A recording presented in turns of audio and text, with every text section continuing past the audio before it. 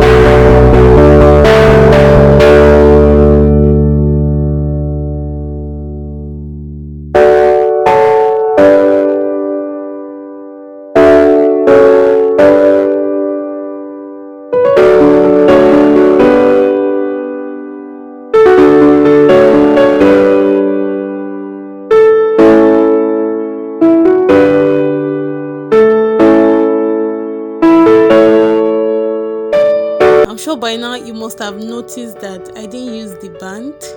Yes, I'm not really a fan of using any band, or I don't know. I just don't like it. At the end of the day, I use my hair. So you can just pick a few braids. If you're like me, you can just pick a few braids. I use maximum of 4 and minimum of 2. Yes, that's what I do. That's what I do. Oh my god. Yes, I just pick a few braids, then I use it instead of a rubber band or a band or anything. Yeah.